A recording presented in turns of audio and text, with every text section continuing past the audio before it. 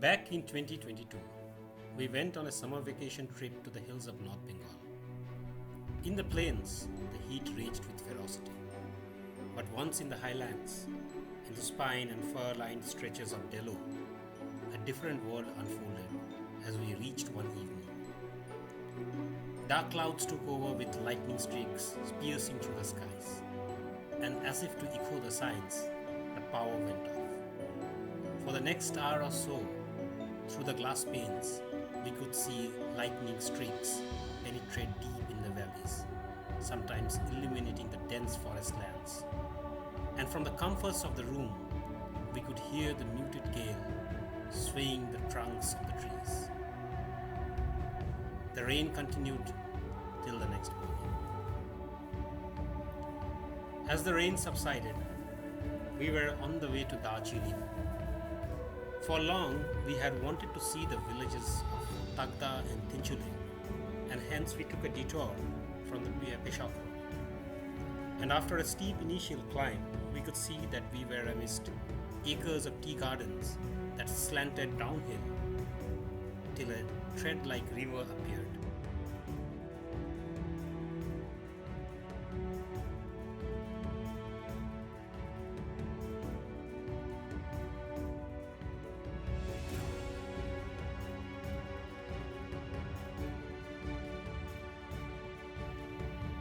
On the other side of the river, to the naked eye, appeared more tea gardens and forests. The forests of Takdah felt like we had entered a different land, blanketed by thick mists. We could hear the shrill pitched cry of insects and cicadas that originated from the forest, or maybe the gurgle of a hidden waterfall. Takdah hosts several bungalows dating back to pre-independence, and many of those are now hotels. When we exited Takdah and merged with the Peshawar road again, we were back to the cloudy skies, but minus the mist and welcomed by heavy traffic. We checked into Ramada for the night. At Darjeeling, life follows a certain pattern, and Glenarys is a part of that pattern. We spent the evening hours digging into sizzlers, jacketed in warm clothes, listening to music, an overall vibe that reflects the soul of Darjeeling. We walked back to the hotel in an ever-increasing mist. At night, before sleep, I opened the curtains for a glimpse of the town and found that the lampposts and hotel lights had turned into a blur, obscured by the mist. In the morning, the sky resembled a gorgeous blue. We went for a walk along the mall road towards the governor's house, till the hunger pangs compelled us back to the breakfast table.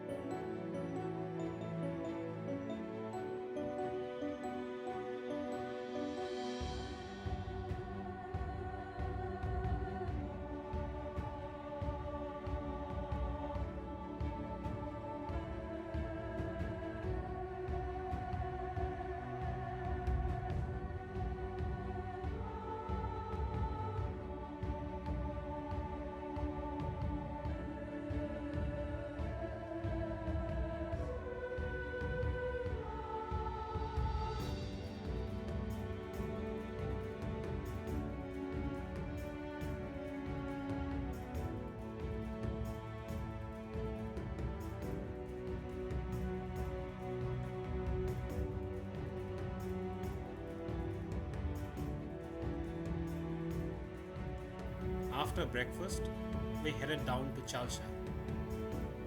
The tall pine trees, lying in eternal mists around Lamahara, stood like sentinels as we rolled down. Along the Peshawar road, we purchased some fresh of the field carrots, radish and cauliflowers, just for the appeal of their freshness. In the evening, we took a stroll along the Murti riverbed, explored the tea gardens around Mateli, saw the tribal population selling haria, and watched a beautiful sunset before the darkness of the hour reminded us to return to the confines of our hotel. It was raining when we had gone to sleep, and it was still raining when we woke up. Added to the rain was the wind, which howled through the trees, depositing bucket loads of water that accumulated on the leaves. Our plan to leave early and reach Calcutta was hence hamstrung, and we could only start at 11 in the morning. The harsh summer sun greeted us hot and bright again somewhere near Malda, as if to reflect the reality and the mood that the summer vacations were getting over. We lunched at a nondescript dhaba and further lost time due to the long service times. It was then that we began to ponder over where to stay for the night. After much thought, we booked a room at the Jalchobi resort at Murshidabad. Murshidabad is steeped in history, but for us it was essentially an unscheduled stopover. The next morning, we tried to make the best possible use of the few hours before we departed for Calcutta. The morning sun was blistering hot, and we visited the Katra Mosque, Hazarduari Palace, the Jahan Kosha Cannon, a few of those mango orchards before we finally joined the National Highway 34 and traveled towards Calcutta.